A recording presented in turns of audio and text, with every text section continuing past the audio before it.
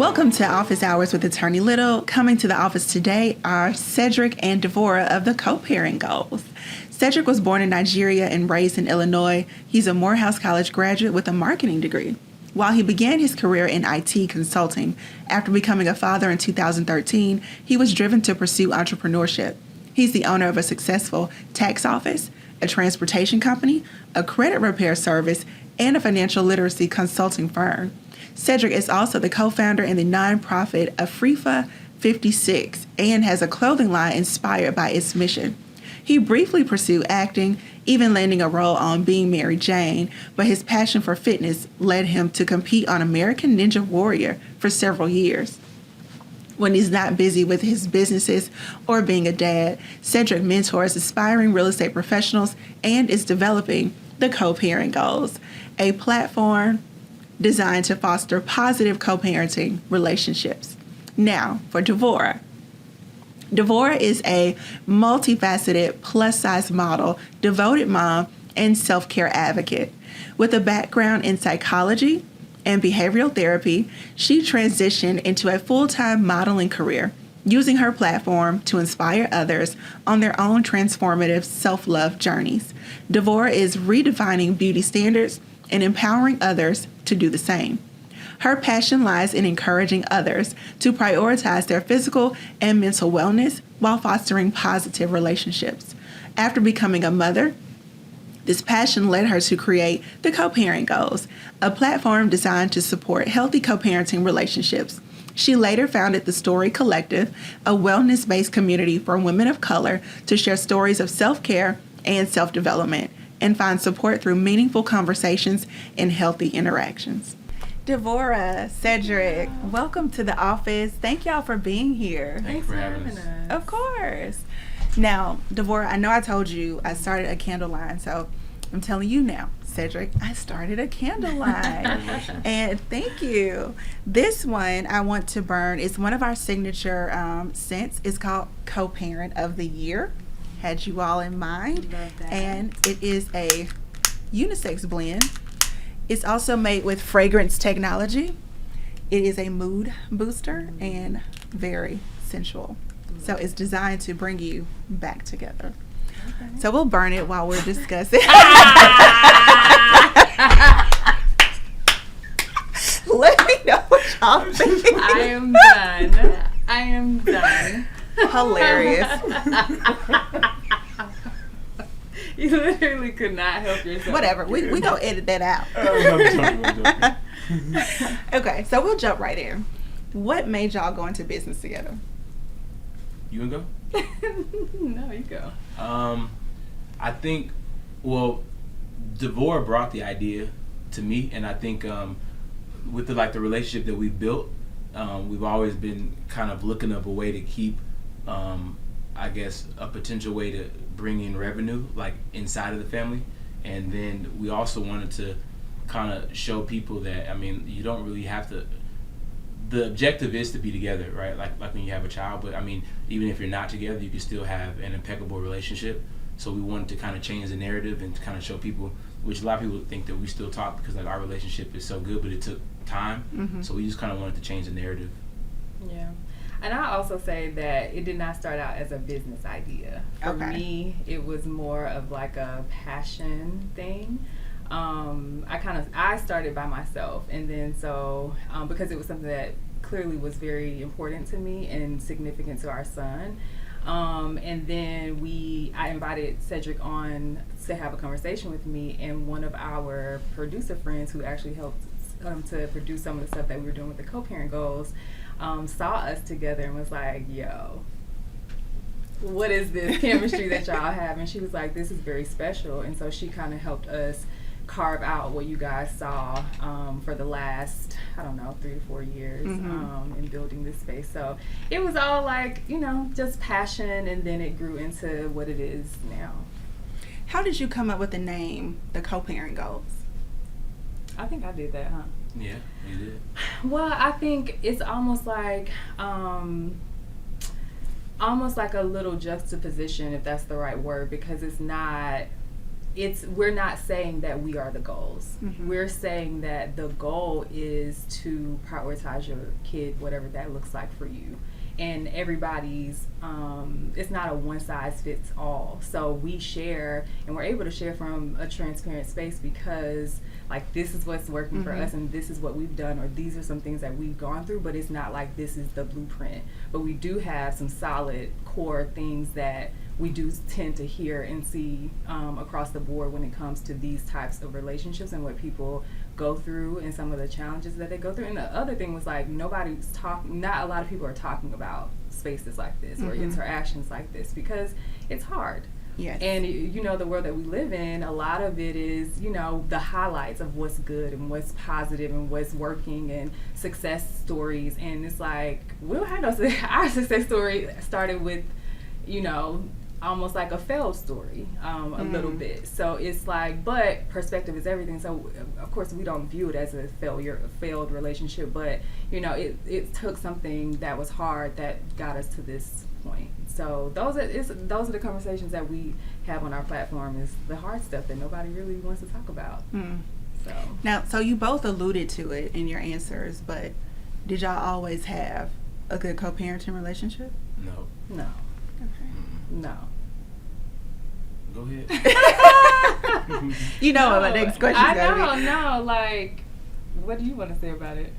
I mean, in short, no. I mean, but so I think a lot of it was her and I were in the process of growing, and when like you're young and you're just having fun, and then you like you're placed in a position where you have a child, you're like now what? And then obviously people grow and people change every single day, and then when you incorporate an added variable, which is a child, and you're still trying to grow up and get more mature as a man and a woman, and then you have a child, it's like it just kind of convolutes things. So I think during the time where there was a lot of, and I don't really want to call it turmoil, but there was a lot of, for sure.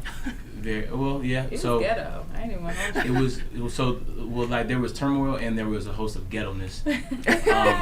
So Iteration 3. Yeah, but so I think during that time, it's like sometimes like you're not mature enough to say, hey, like there's a child involved, like you have to love your child like more than like you hate each other, and then kind of work things out. So it took a long time, but I think her and I both did some external work, like not around each other, and then eventually, I mean, it took the effort of us both wanting to.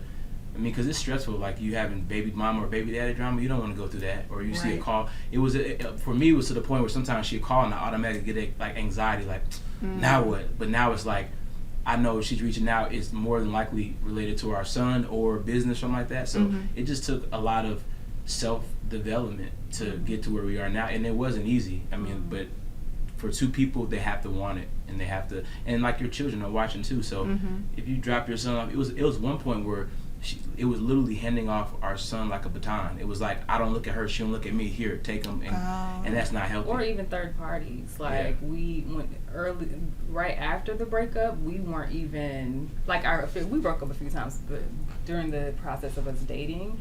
But like this separation, where we were like, this is done. It was like we were dropping Christian off with my mom, and my mom was meeting Cedric, or I was dropping Christian off to his friend Tony. And then Tony would give Christian to Cedric. So it was like, it looked like that. But I also feel like those are the parts, again, that people don't talk about. So you see us looking like how we look today, but that was almost 9 or 10 years ago. And so that process, it's almost like the work that Cedric's talking about, that was an unpacking. So there's like a lot of things that happen behind the scenes, and it did feel like therapy. It did feel like, you know how when you go to therapy and it gets worse before it gets better, because you're kind of, you gotta get it out. You gotta get it out. And so it's like we had to get all of that stuff out, and there's still stuff that comes up, because parenting is not, it's not like like you learn one thing 1 year and then you got it, you mastered it. It's like your kid is evolving, you're evolving, you're changing, life is changing. So many variables that's gonna make it like, you know, that's gonna move things around for you. But yeah, it was hard getting to this point. It's a process. I think it's levels. Yeah, like you master levels, but there's always a new level to take on. Right. Big time. Right. So what kind of was the turning point for y'all? Like, was that year 9, year 10, where you was like, okay, you know what? We're going to do this differently? Was it a joint effort? The turning point was, so we had gotten as far as we were no longer using third parties to drop Christian off. We weren't like we weren't arguing when we saw each other. So now me and Cedric kind of back, like, you know, we'll meet each other to drop Christian off, and that'll be that. But the turning point was when once we got back comfortable talking to each other, Christian was not okay with that drop off because he was maybe like 2.5 when we broke up, and so now he's 4, and he still had. Well, I'm sorry, 2.5 when we officially separated. But there was like, because of the abrupt, like, we're done, and I don't want to talk to you, you don't want to talk to me, and we're not going to see each other. When we did that, it wasn't helpful to Christian. So there were, like, we were fine because we are human, like, we're adults, we're moving on, we're like, life goes on, but he's still like, he never went from Cedric to me or me to Cedric. He was going from me to the school, and then Daddy would pick him up from the school, or Cedric would drop him off at the school, and then I would pick him up. So he wasn't going from me to Cedric because that's what we did during that time when we were trying to move on. And that hurt him. And it almost put him in like a delayed separation anxiety space where he struggled going from me to Cedric. And then, you know, there are aspects of like the difficulties that kids can have just in general, going from, like, you can live in the house and the kids be, you know, have their preferred, like, have, you know, I have a hard time hanging out with Daddy when I really want to be with Mom, or vice versa, or whatever, for whatever reason. But he didn't have like that natural support to do that in a safe environment, because he's going from the extreme of whatever happens with me at my house to now I'm going with Daddy. And you know, transparently, Cedric was building. We were all building, but he was, you know, here, there, in this different place. And it's just, kids need stability. Kids need consistency. And so that was just hard. And so that, to me, I would say that was a turning point, because once I saw that, I was like, one, I don't know if he's doing that because something's happening with Cedric, or is he just upset? Like, what is this? And Cedric was, I'm happy that he was able, like, we were able to have that conversation. I was like, hey, what do you think about if we meet up and sometimes you take him, or sometimes we just do fun stuff? Because before I modeled for full time, I was a behavioral therapist. So now I'm going back into my therapist bag, and I'm like, so why don't we do like some fading here to try to get him, you know, he loves you. It's just that it's something about when we pull up into that Kroger parking lot, he's in the back crying, and I don't know what's going on. So let's just help this be more positive for him. And so it just looked like us linking up together, like we might go bowling, but then that time he wouldn't go home with Cedric, he would come back with me. So now he gets to do fun stuff with Daddy without every single time he sees his dad, he's leaving me. So it was a lot.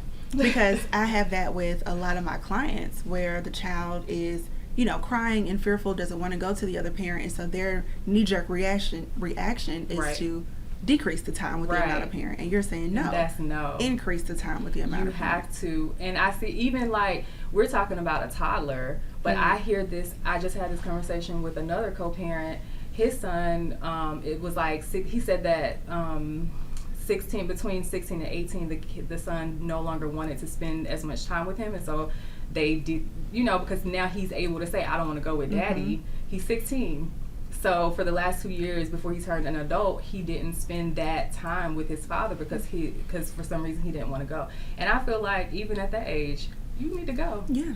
You know what I'm saying? Like, it can't just be completely down to zero. But of course, at the young age of where Christian was, it's so adamant, like, you have to just nurture the relationship. Now, of course, if you feel like your child is in danger, that's something else. But for the most part, it's totally normal. I would be scared if somebody took me from my house today and put me in another home and was like, my parents, like, these people, we were all living together and now we're living separate. Is that not supposed to freak the kid out? So now you just have to get on the kid's level to meet them where they are, to help them maneuver through this hard space that you helped them. Like, this is part of your life that is affecting the child. So it's like, how can you support the child where they are? Really. Cool. Yeah. That was good. Yeah. It got deep, but Cedric, see, it's another conversation. I know he. What? So how did you feel like when I said that to you initially, like years and years and years ago? Did you think I was crazy? Oh, when you said. Because I know at one point he thought that he was like, he's crying with me every time he goes. Didn't you think at one point that I was like telling Christian stuff, like stuff like me and my family were probably, because that happens, where, you know, things are being said about the other parent and it is affecting whether the child likes or wants to be around the other parent, and that's not okay. But I wasn't doing that, and it had nothing to do with me. It was just like, he just was dealing with something else, but it was just about the transition. Nothing was being, you know, put into his head. He's 2. So it's like, what could I possibly... What could he understand? Yeah, what could you understand? But that's a real live, you know, thought. That was a real thought for him, you know, in that moment. I understand it, because it does happen. Like, you do have a lot of, you know, parents talking about grown things around kids, and it does influence their perspective of other people. So yeah, that's absolutely. A real thing. So with the co-parent goals, what kinds of things do you do with your community, or services do you provide? So right now we're heavily based in the online space. So we've built this platform just by having these types of conversations with people and just being real and candid. So that is what community looks like for us. It's just like having the real heart, creating the spaces where people can actually have these types of conversations and get support, and then also know that they're not the only people going through whatever it is that you're going through. And you know, that's a real thing, because it's like the more you keep a problem to yourself, the more you feel isolated and you feel like it's just you. In reality, that's just not true. So it's like, the more we talk about it, the more we can, like, you know, we can relate, and then you find out that you're not alone and that you actually can find support. So that's what community looks like for us. We're growing, we're expanding, and so we are wanting to start to have, like, we have, you know, our podcast, our YouTube and stuff like that, which we're you know, growing that space as well. But then we do want to start to do a lot of in-person activations and initiations. So like, you'll see some conferences from us.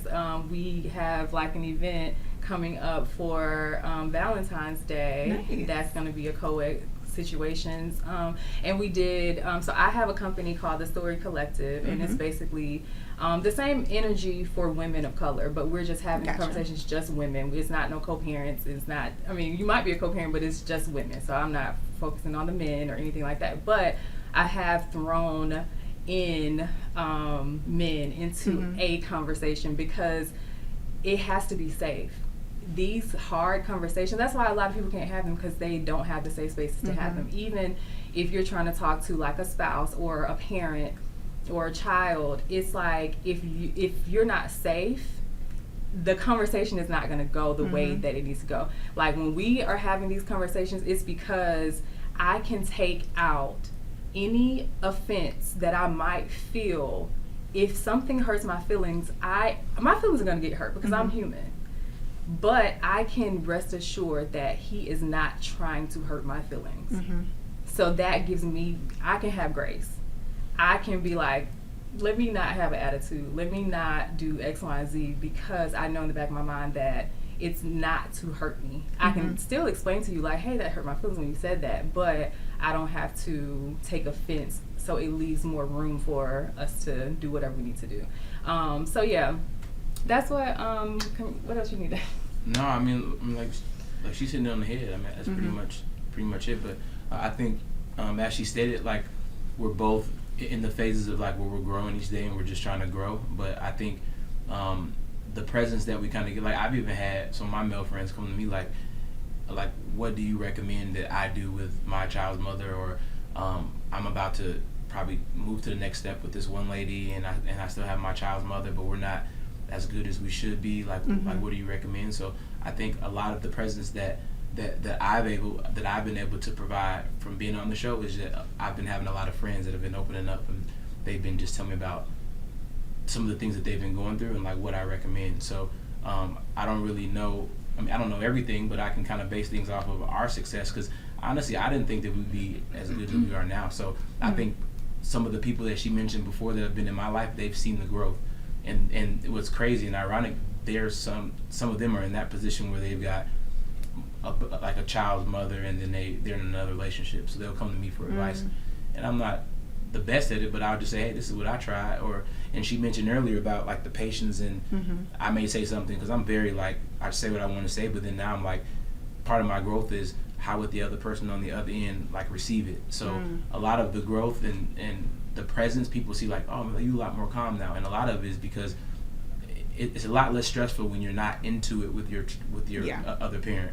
So you're able to kind of think a lot better. So for me, to her point, I think we're still growing. We're still trying to grow our brand. But I think the biggest thing is just being a good example and showing people that, I mean, it doesn't always have to be drama-filled, like if you aren't together. So I think her and I are pretty much on the same page, like from that point of perspective. So what are some of the biggest complaints? Because you both said that y'all talk to your members of your community. Y'all have friends. What are some of the biggest complaints from dads about moms? And then, Devorah, I'm going to come to you with moms about dads.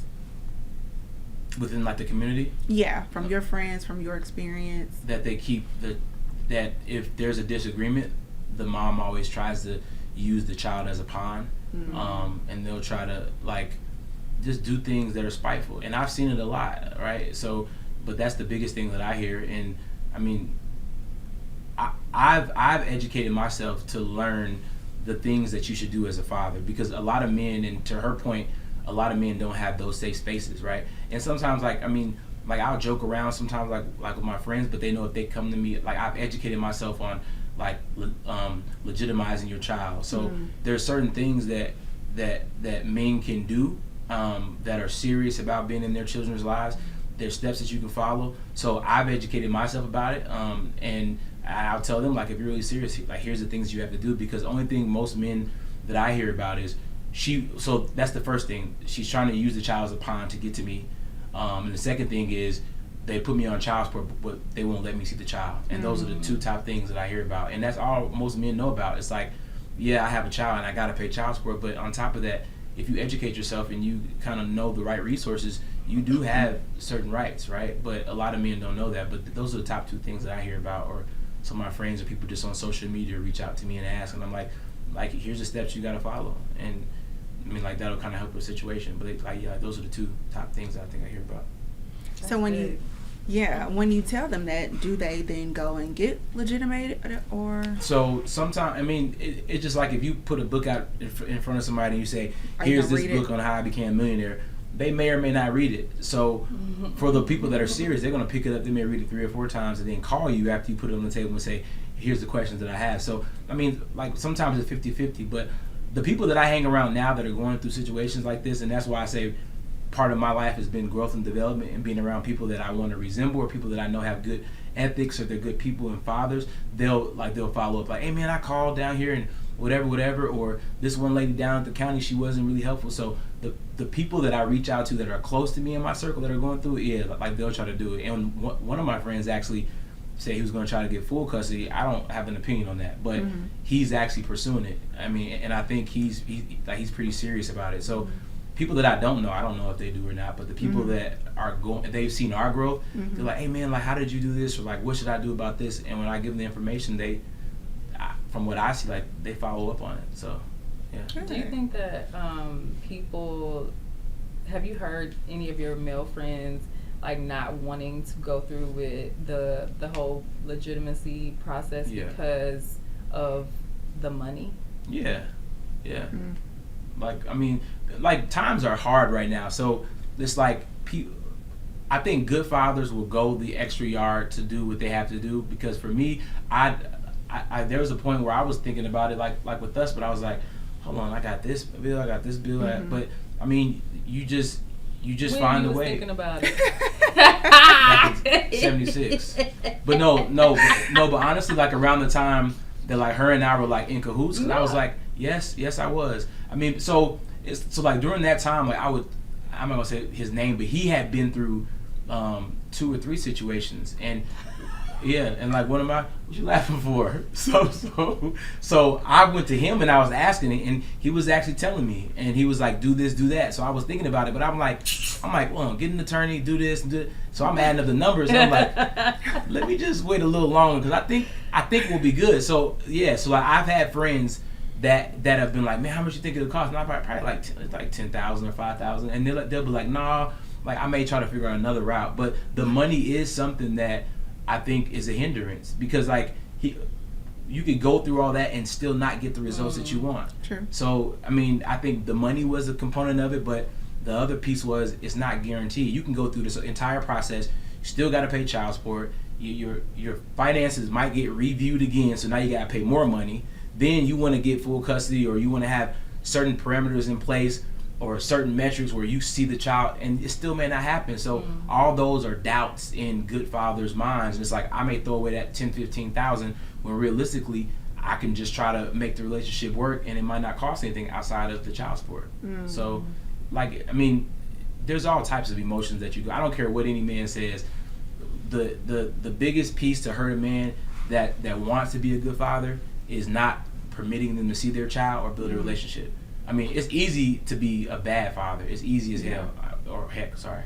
But to be a good father, I think is very difficult when you have the constraints in place where the opposite parent does not allow you to see that child. But it's, and that's why like you see guys having 10, 15, there's no obligations. It's just, and after a certain amount of kids, I think you may not have to pay child support. But being a good father or a good mother, that's not easy, especially if you don't have the forces where you guys can come together and be a cohesive family to kind of make sure that your children are healthy, because like that causes friction when your children see your mom's cussing at the father or it's all type of like that's uncalled for, and it kind of repeats the unhealthiness of like parenting like in the black culture. So all that stuff goes through a good father's mind. So it's definitely not easy, but the money component will push a father back, like, let me wait a little longer to see what happens. So yeah, I get it. Yeah. What about you, Devorah? Any complaints from the moms? From moms, yeah. I would definitely say the dating aspect, like including other people in. You shouldn't date anymore. I feel like men introduce people way more often than women do to their kids, and so that's always in the back of women's Is there a right minds. time to do that? 6 years at least. I mean, minimum. Speaking from how many? Okay, like we gonna. I waited.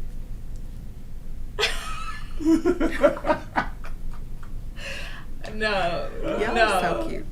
I could literally. So I'm saying, I don't want to throw you under the bus, It's but okay. speaking from, look, right. So if we were to do the ratio, like I said, the amount of women that Christian has met is higher than the amount of men. So we can put a period behind that. And What time frame? What time frame? Because like when I was immature and childish. We got 10 years of data.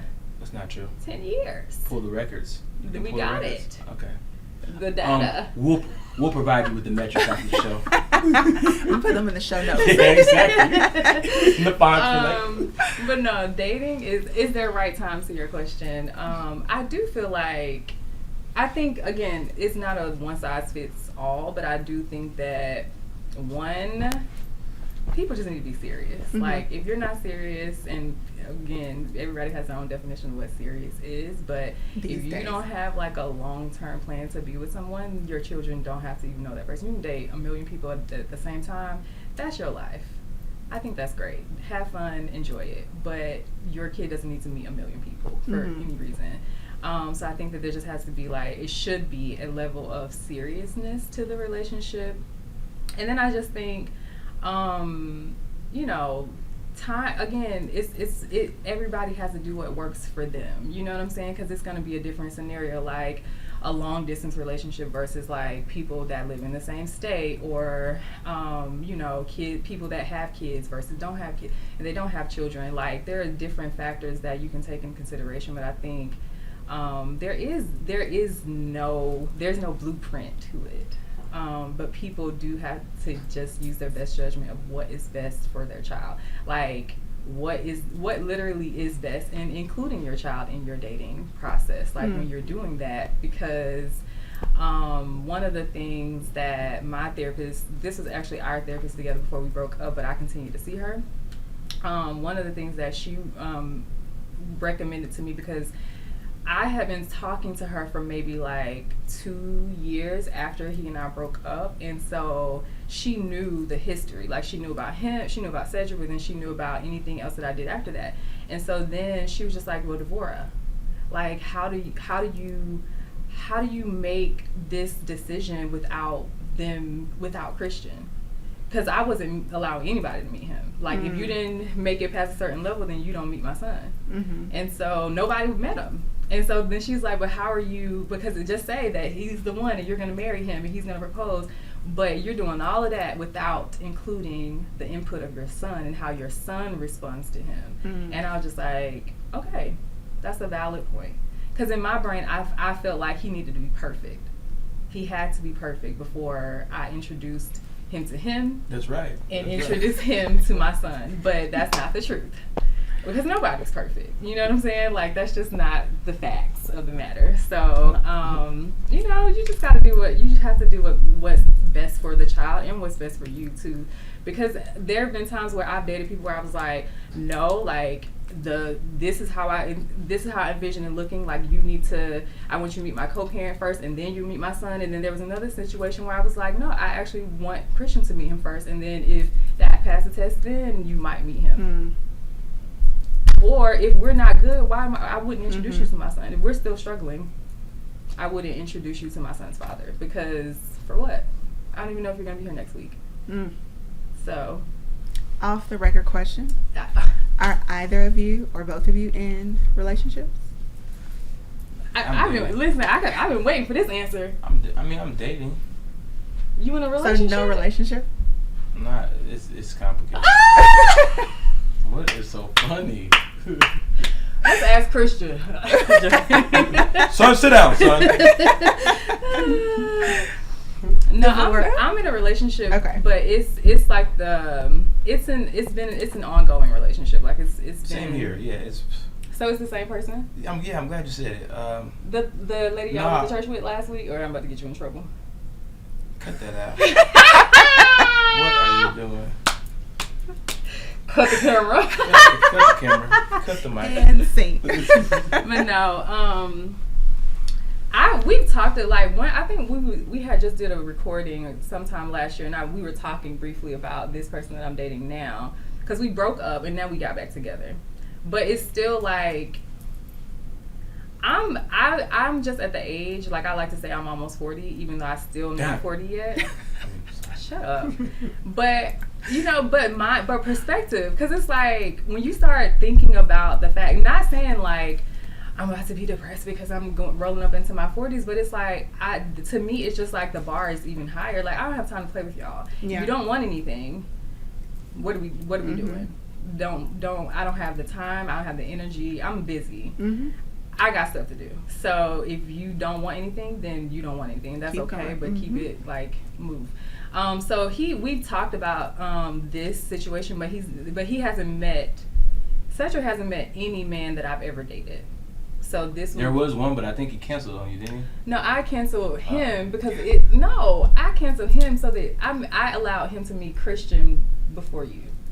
Because with that, and let me just talk about it a little bit, just because it might give somebody some help. Absolutely. So for this specific situation, like the little boy from the past.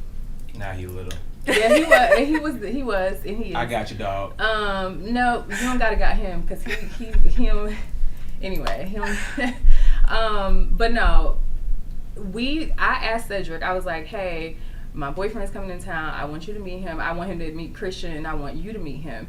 But this was like, he lived out of town, so when he comes into town, it was like, he's actually meeting my mother, and he's meeting Christian and Cedric. That just felt like a lot. Because it's too many variables. And then something else, co-parents, when you're introducing kids to new people or significant others, what you have to consider is that your child is going to behave differently around their parent. That is just how it's going to be. Mm-hmm. So our son is going to behave favored towards his father in the presence of a stranger, automatically. Mm-hmm. But if my point is to see how my son interacts with this man, I need all neutral stances to see if my son gravitates towards him or not. He's not going to gravitate toward him when his father is here, because the loyalty is to his father. Mm-hmm. This is another man, and he's a stranger. So why would he interact with him? So I need it to be neutral. So it's like almost like collecting data. Mm-hmm. This is an experiment. I need this to be a neutral space for him, so I can see if this is, let me see what the vibe is. I don't know what the vibe is if he's there. So that's why I was just like, let me break that up. So now if he, does well with Christian, then I'll, roll it on back to Cedric. But, with that, he met Christian maybe like 0.5 seconds after that. After that moment, he never met him again. So hence why he never met Cedric. Gotcha. It didn't make sense. And we were like, after that, things just started to kind of get a little shaky. And then once they got shaky, then I was like, oh yeah, this is out. Mm-hmm. But Cedric was probably in his head like, oh, you got this man around my son and da-da-da-da. But it's like, no, he's not been around Christian at all. Mm-hmm. But Cedric didn't know that. But again, communication can really put a lot of ease. But he didn't feel comfortable enough to even say that to me. And because, men have to be like, I don't care about that. I don't care what you're doing. Do whatever you want to do. But in the back of your mind, you do care about, and not necessarily about me, but you do care about what's happening with your son. Mm-hmm. And I think that's an appropriate ask. Response. Like if you were like, hey, I just know that Christian met him the other week. Like, is this going to be an ongoing thing? Not trying to overstep, but just kind of trying to see what's going on with Christian. Absolutely, you have a right to ask that question, and I would answer it like with no problems. And I'd be like, hey, they did that on. But again, I feel like at this point, and that's another thing too, like Cedric, even though he won't say, he does have like a really good read for people. So that's why I don't introduce nobody to Cedric, because first of all, he's gonna size everybody up. And then I also I'm the person, like I make my own decisions. I like to make my decisions without the input of others. So I need to have a decision so that when I bring it to you, I can stand on my decision. Because yes, I respect you. Yes, I want you to be cool with whoever I bring into our ecosystem. But at the end of the day, this has got to still be about me. Like we have to make separate decisions. Like, yes, you can have an input. Yes, I want you to like him. But if you don't, it doesn't mean that he's going to disappear because you're like, nah, you know what I'm saying? I ain't like his shoes. You know what I'm saying? Mm-hmm. But if you're like, no, I saw him at the club and he was cheating on you, then yes, thank you so much for that information. Or I didn't like how he handled Christian. Absolutely, let's talk about it. You know what I'm saying? But that's the same input that I gave my therapist about Christian. Like, so if he don't like my man, I can't have no man? Like, how does that work? But I also trust my son's like energy, like I created him. So if it's something that's off, we can talk about it, but I'm still gonna acknowledge it. Like let's figure whatever that is out, and then if I can't figure it out, then yeah, you gotta go, because it's my son. So it's a lot. It is. Yeah. But no, to the point, we haven't introduced I haven't met any of his women on purpose. There was a few times back in the day when I just, I don't know what you're talking about. You know what I'm saying? But on purpose, I haven't met anybody yet. So that would be we'll have more co-parenting content whenever that happens. Yeah, maybe even anytime a reality soon. TV show. I don't know. I've been praying for it. What you mean? It's lonely out here sometimes. Next question. So one of the things that I'm hearing, and it's always an issue with many of my clients, particularly my moms, because, just in many situations, not all, women are the primary parent. And so when we have children go into the other household, there's like this need to control what goes on. Like, how do y'all balance that with, okay, when Christian is with you, I know he's safe, even though I don't know what's going on? Do I feel the need to? That's a great question. Girl, that's a great question. And honestly, like, I think that when we first started out, there was that here that I felt like uneasiness, worry, but I also didn't trust Cedric. So that did carry over into like my perspective of him as a father. But what I had to learn was that him in a relationship with me, completely different than his relationship as a father, or his role as a father.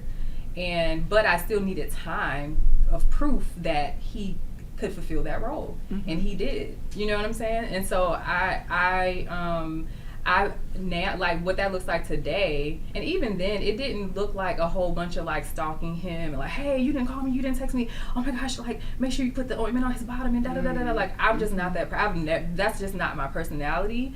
It didn't look like that. It probably looked more like that when we were together. Like, Cedric, why would you do this? Or, you know, da da da, because we're in the same house. But like after that, then it was just like, it was just very separate. And I did try to give him, like, when he's with his father, that's his time with his father, but also to a fault almost, because there are multiple things. Like, one, it's like I want to respect their time, and I don't want Cedric to think I'm like trying to be all in their business. Helicopter. Exactly. And then the other part of that is it like self-care, like time away from your child is care, even though it doesn't feel like it. I need time away from my son.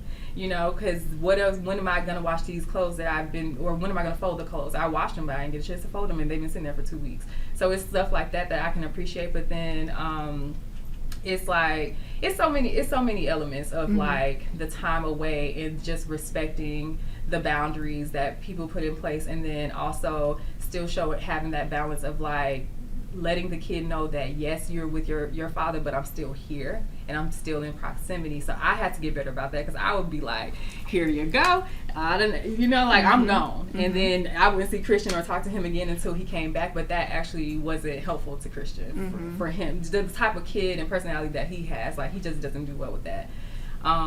So I had to do better about like making sure I stay in contact with Christian, but it helps now because he's older.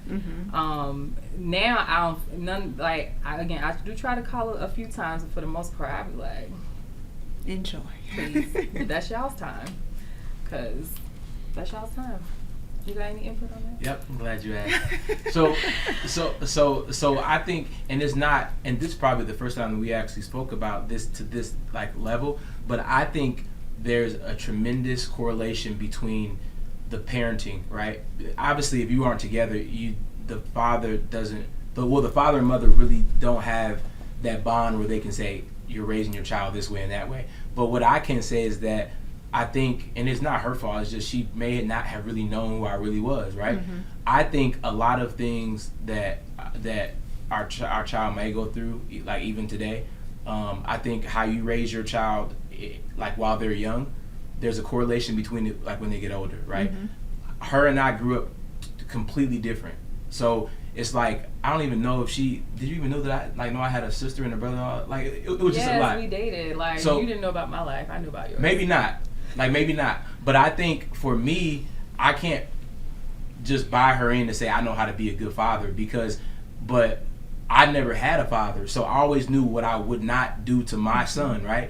So there were times where, like, I wanted to take him back home. She wouldn't let me take him back home. So he's way closer to her family on her side and not on my side, right? And I think that it's honestly a bad thing, because I think as a child you need to know both sides of your family. Like my dad's Nigerian, my mom's Haitian, Jamaican. Like, you need to know both sides, because, and it could have been due to my actions, and I'm okay with saying that, but I still think that there was a lot of gaps with how we parented in the beginning, which has had our child in certain areas like lacking, right? And I think coming of age, if maybe she would have known me a little better, or if I wouldn't have done things to like not earn her trust, we would have been able to, okay, we're sending Christian home for Christmas to my parents.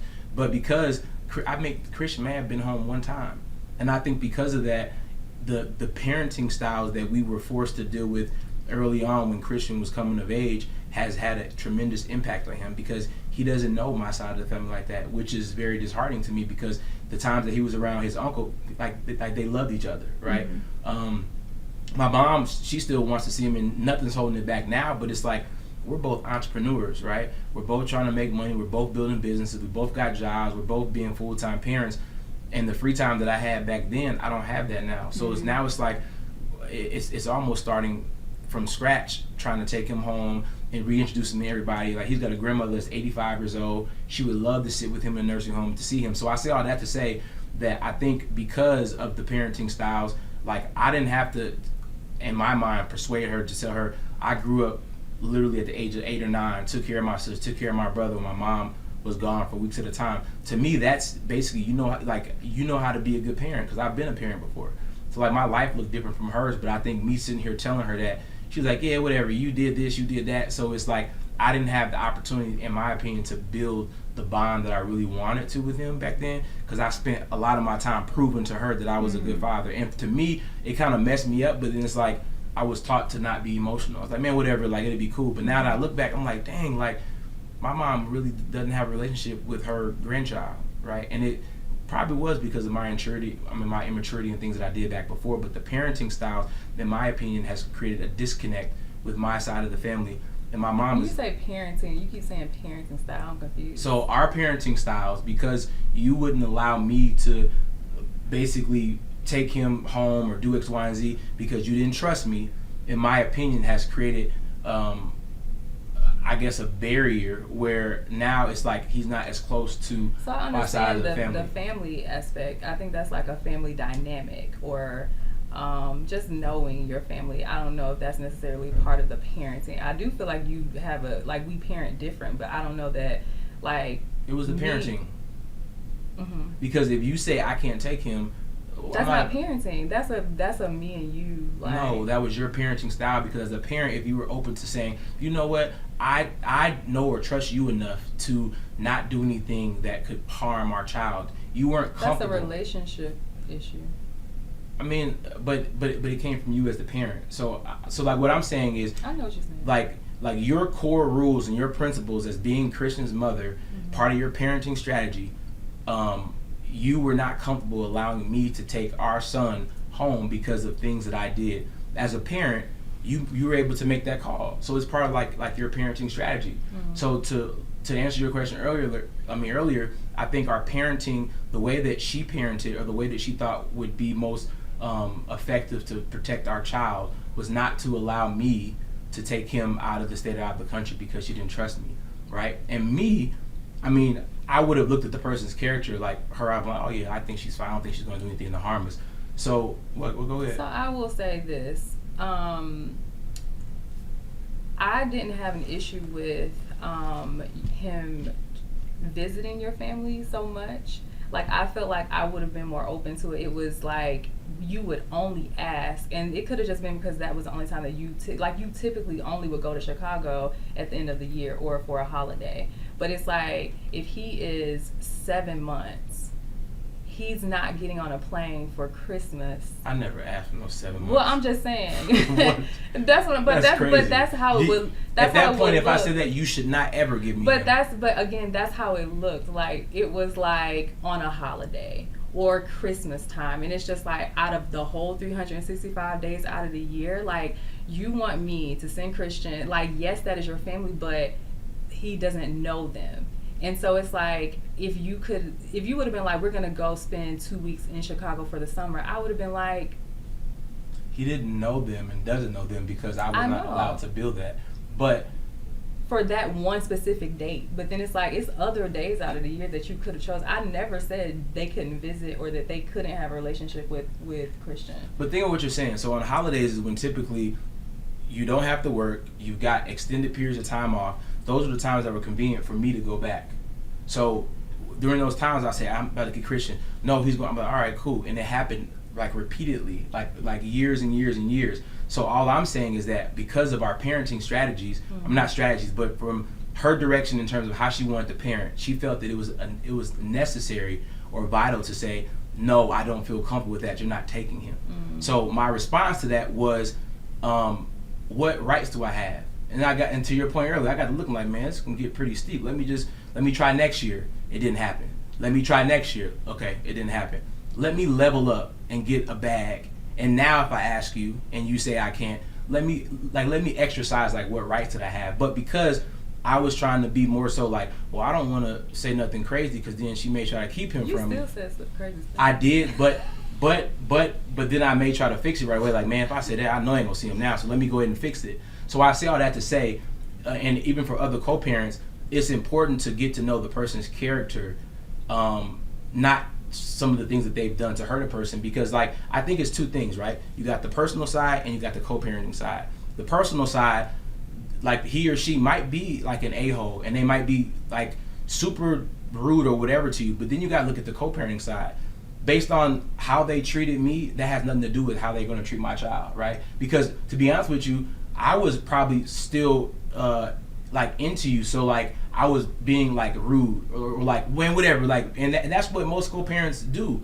But I think once you get to the point and you mature and you completely remove your emotions from that other co-parent, now you can completely focus on being a good parent. And when I got to that point where there were no emotions involved, I still couldn't move the way that I wanted to move with my son, right? But I didn't have to be sitting there like, man, I raised my daughter. I mean, I raised my sister. I raised my brother. I'm a good father. I'm not going to put him in harm. I had to prove that. So I feel like, and this is just open forum, I feel like I spent a lot of the time, because I may have cheated or I may have done things, having to reprove to you that I can be a good father. Because at one point, it wasn't the point where I'm trying to say I can be a good husband or a good boyfriend. No, forget all that. I'm over you now. Let me show you that I can be a good father to our child. And I think it took a long time to show that. But as we got more mature and we worked on each other, your parenting style said, oh, let me give him a chance. So I had to work on that for years. So I think because of the way you parented in the beginning, and I don't know, there's no rule book on it, but it had an impact on how things are today. And that's all I'm saying. Yeah, I mean, it's other ways that we can have kids visit family too. but so it's convenient for you, but you have to realize. But you just said it was convenient for you, so it's not. It's just like what is convenient for the child. And for me, that's what I chose. No, but what I'm saying is, so it was convenient for you to have him go see your family because like you're still in the state of Georgia. I lived at home with. That's what I'm saying. Right. Like I'm supporting what you're saying, but what I'm saying was, it's a lot more difficult to say I'm going to go back all the way to Chicago on a 3-hour flight, getting my mom together, my cousins together. So it was a lot more to that. But at that point in time, I don't think that was considered. If they lived in Georgia, I would have been like, come with me.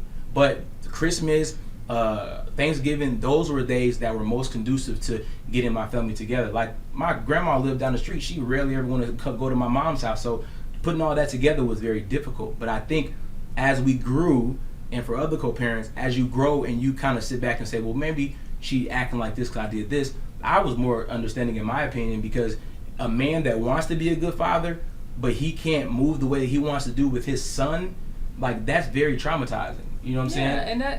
And also to the co-parents, that is a realization, because when you are not with people and y'all are no longer together, these are things that you have to work out. These are things that you have to figure out. There, like you said, there is no blueprint for it. So it's like, it's not like but when we, could bring him home from the hospital and be like, oh, let me check the book and see when we break up. Like that's how true, but it shouldn't be like a consequence to a father. It wasn't a consequence. That's what it felt like, and I think most men, and most men that I spoke to, they feel like because I mean, if you're a man, you're probably going to be an a-hole until you get to the point where you're a real man and you're like, I'm not about to do this because here's the consequences. A lot of men are more so reactive versus proactive, and that's how I was. Mm-hmm. So I don't think, and this is for the women that are co-parents, I think you have to look at the person's character. Like, I'm not out here robbing people, shooting people up, selling, doing all whatever. It's whatever. Whatever. We don't know nothing. But like what I'm saying is, I think for the co-parents and women that are co-parenting, they shouldn't look at how the man treated them to a certain extent and not let them see their children or move the way that they want because it feels like a consequence. I understand what you're saying. Yeah. I want to interject because I heard you say something, Devorah, about boundaries. Mm-hmm. How important is it to have boundaries in your co-parenting relationship? Very important. Yep. Very important. That's one of the that's literally how you build a structure for what it's going to be. Even like as we were talking about dating, like I feel like if there are no boundaries, then there's no structure. And then how do you bring a person into that?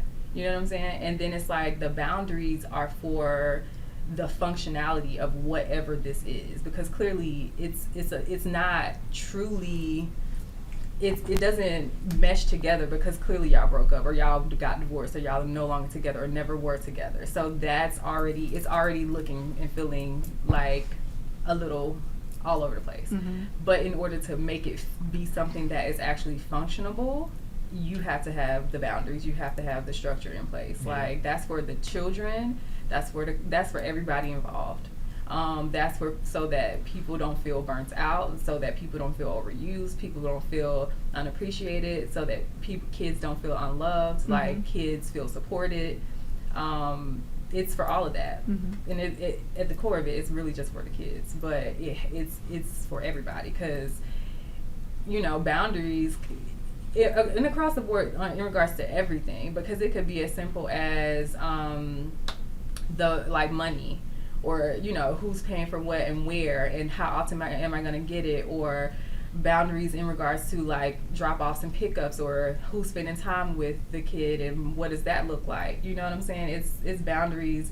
I'm not responding to this text message after a certain time of the day, or like if you say that you're not canceling on me a day before and you haven't communicated that with me, and you talking about you going out of because this is what it was. You know what I'm saying? But but there, and we don't have any type of legal structure for us. Like everything that we have in place is just kind of been us mm-hmm. working it out and figuring it out. But of course, like the co-parenting, like the parenting plans and or settle, or the agreements that happen at the end of a marriage or whatever. So it's like it's ways to build it out, mm-hmm. but it's needed for sure. And she's been good at that, because honestly, like if you see like a person's computer and like they've got all these icons everywhere, like that's how like my life is, but I know where everything is at. Like so, but like she's created that structure, which has essentially made me better in our co-parenting situation and just in general.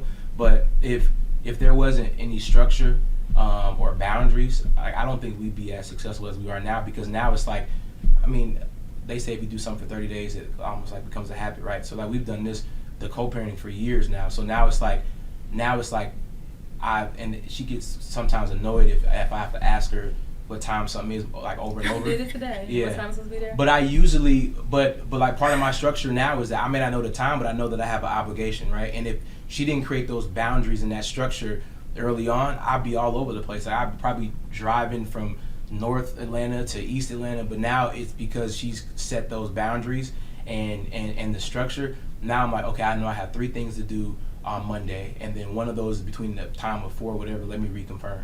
But I don't think you can co-parent really anything in life. If you have boundaries and structure, like it makes things a lot easier. But co-parenting specifically, when you're dealing with a child or children, emotions, life, mental health, if there's no boundaries and no structure, like you guys are literally driving around the spaghetti junction at mm-hmm. 180 miles an hour. So right. Part of the structure for me is like, I know I have an obligation for our son. Like she told me the other day that, I think she said Wednesday, Christian has a practice or something like that. So I got to remind myself, like now, part of our structure and boundaries, plan around that. And before I wasn't good at that. But now, because of the boundaries and structure, it makes things a lot easier. So if you're co-parenting and you don't have that, like I don't think it's going to be very difficult to be successful at that. So. But to your point, you said was another question that you had earlier about women being like the primary caregiver, and I feel like what you're speaking about, to me, it makes me think of that, because that is something that you are learning, or that you did learn or had to learn. Like if we say that Christian has a basketball training in the morning on Wednesday at 7, and he says that he's taking him, it doesn't mean like that's on your schedule, like you said, so you work around it. Or if you say that you're getting him this weekend or this day, you get him this weekend or that day. Like, we had the flexibility to change stuff, and we've been very flexible, but there was a season where it was like, I'll let you know, instead of it being like, this is literally like, if I'm getting him on this day, I'm getting him, and everything else will have to be planned around that. So like, I think that took some time to grasp. But again, entrepreneurship is like that. Mm-hmm. And we've also, like, we've had the flexibility to do that, but then there's certain seasons where it's like, that worked for us, and then other seasons where it's like, no, if you got to get him, like, if I say you got to get him on this day, you got to get him on this day, but we can't move it around. And then there are other seasons where it's like, no, we have the flexibility because maybe I'm not traveling as much or something. So then it's like, it don't matter. Like, we'll make it work, whatever works, whatever. Or I'm traveling all the time and he got to, pick up the slack because I'm gone. Mm-hmm. So, yeah. Co-parenting is a lot difficult too. It's ghetto, even 10 years especially in, like, entrepreneurs. it you ghetto. don't have a 9 to 5. No. So it's like, there's times I'm working at 11, 12 at night, sometimes 2 a.m. So, it's just... And sometimes it looks though. like that. Like, for us, again, this is a different relationship. Like, this is not your typical co-parenting scenario. Like, I feel like people see us and they be like, we'll never, and you probably won't, and I ain't even gonna hold you because this is... Wow. Probably won't. No, because, like, there, again, when I tell people, like, talk to people about my co-parenting relationship, it's like this is not I don't even reference it. We haven't dated in almost a decade. This is like my family. You know what I'm saying? So, like, it's to the point where it's like we've gone through a lot of seasons together. You know what I'm saying? Like, we grew up together. Like, there have been seasons where it's like I've been holding it and he's been holding it. There have been seasons where he's doing it. And so then, like, the compromise or, like, the boundary or the structure, it shifts into something else that it wasn't. Or it might look like, he's not there all the time and I'm spending more physical time with Christian because he's working and I'm at home.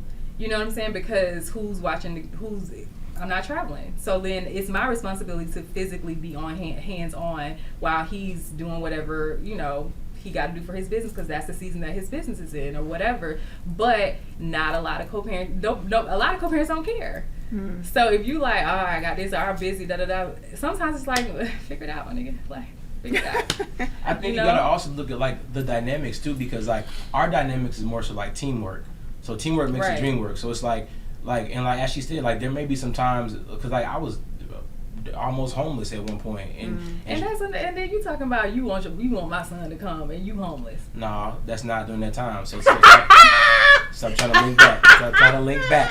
Stop trying to link back. No, because we gonna have that conversation after this. Well, I'm fine with it. I'll probably cut the camera. For sure. I'm fine. But, no. Because that was heavy. You went in on that. Yeah, I did. I went in. I don't let him talk. Because men, safe space, vulnerability. No, but see, I think a lot of me is now, like, I'm getting old, so it's like, so it's like the young me, like, you don't want to be too, like, you don't want to be expressive, right? And I think part of, because I'm going to therapy right now too, and part of, I think, black men, you got to be able to still know that you're a man and then be expressive. So, like, before I'd be like, no, it's cool, but then in my head I'm holding stuff 3, 4, 5 years, and that's not healthy, right? So that's why I'm comfortable talking about things. And then how she said before, our text messages, man, I remember one point they got so, like, crazy, and she may say something back, I'm like, who you talking? But now it's like, I may have came a little incorrect. Right? Oh, so like, a lot. So let me kind of fix it, right?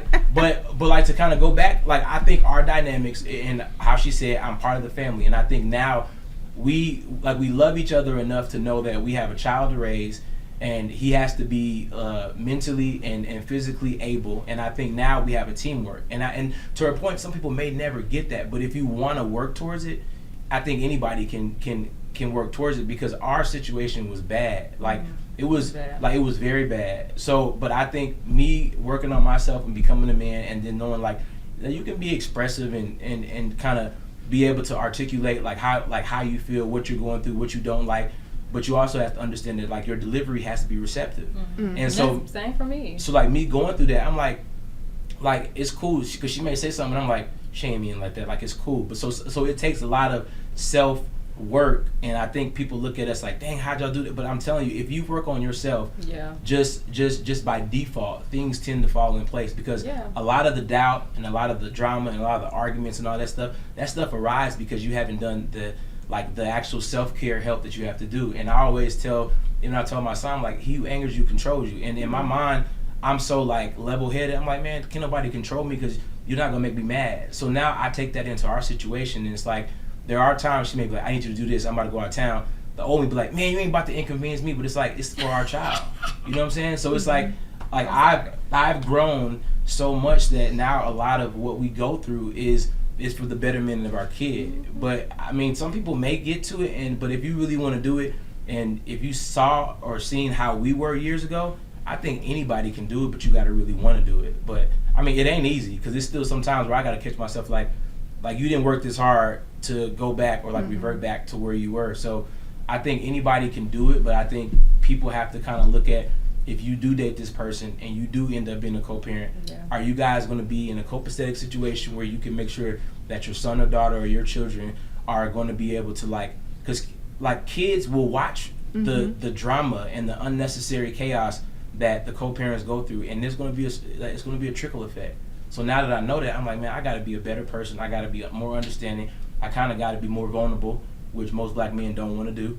So, but part of being a good father, I think, like, you got to work on yourself. And then when you work on yourself, now you can go back to the table and be like, you know what, let's develop some boundaries and structure so we can make sure, because it's stressful. You've been an entrepreneur and you arguing with your co-parent, like, you don't want to do that. You know what I'm saying? It affects your work. Yes, yes. So it's like, now I think we've built a team where it's like, it's teamwork. It's like, hey, you need to, cool, I got you. Hey, I gotta do this, I gotta go close this deal, like, can you?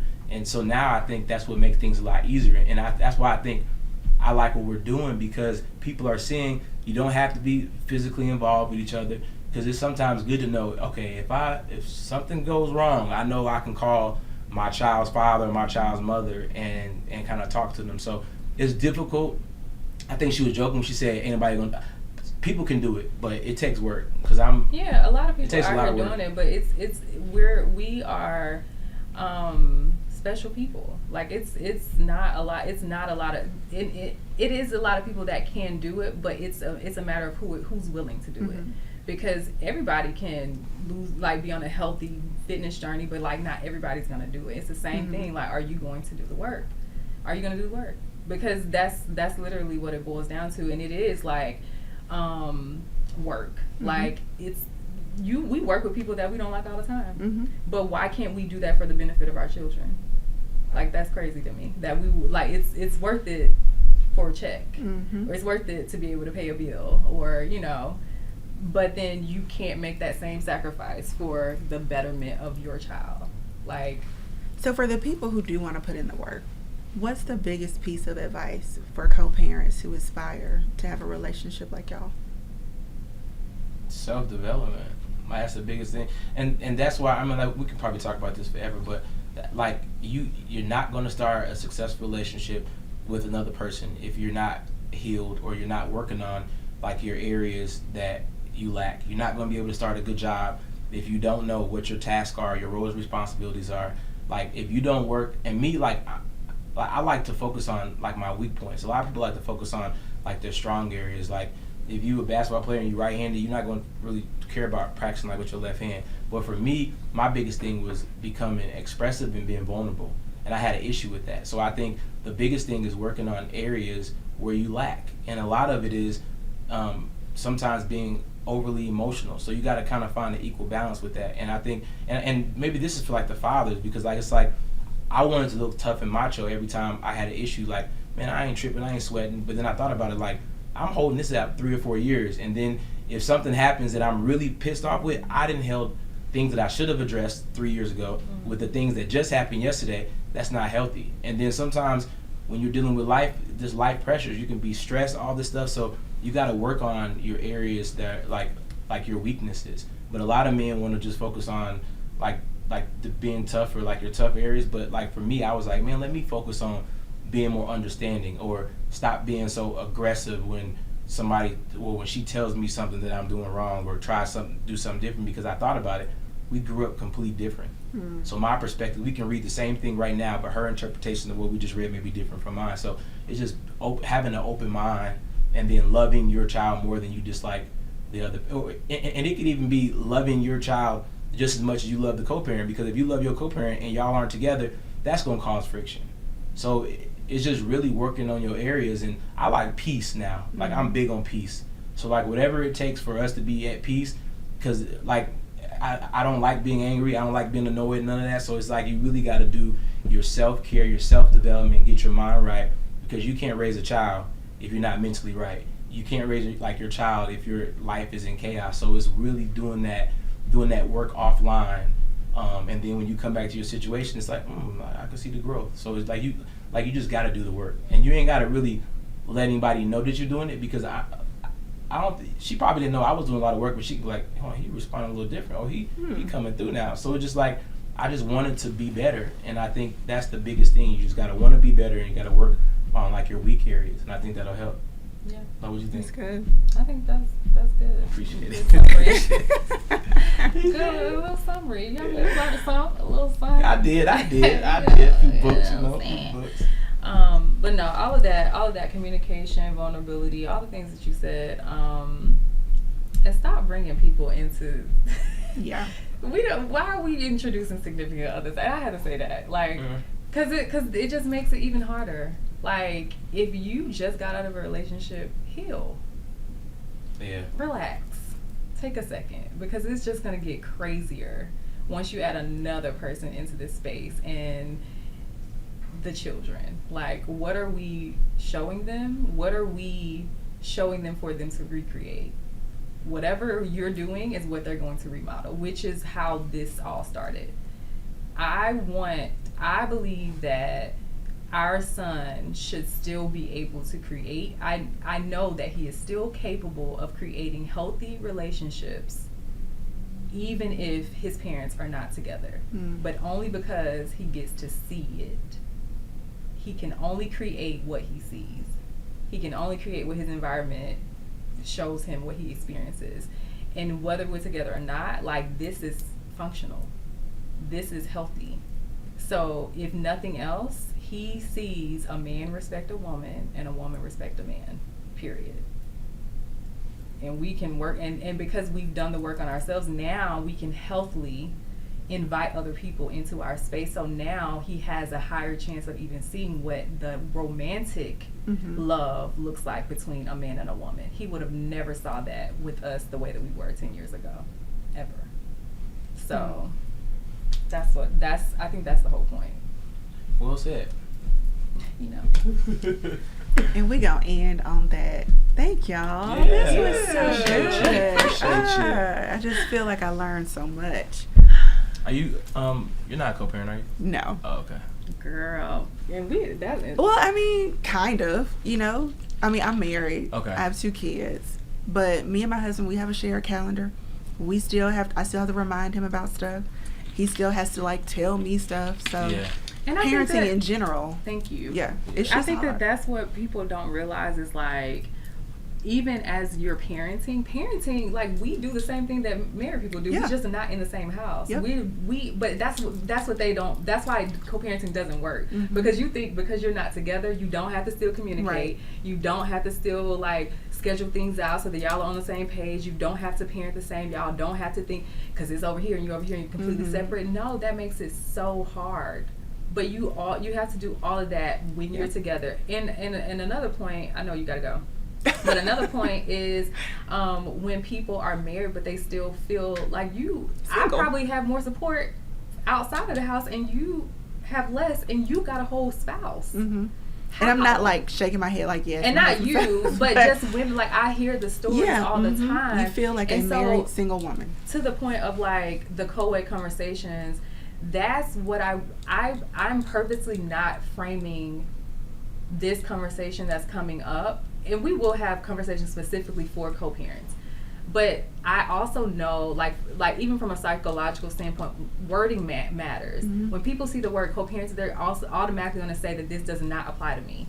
but when me and Cedric talk about co-parenting, we're talking about relationships, we're talking about finances, we're talking about building wealth, we're talking about breaking generational curses. These are all the things that we have to talk about in relationships. We want to build healthy relationships in general, but because I don't want people to not attend because it says co-parent. When really there's something that's going to happen tonight or in a conversation that could benefit you.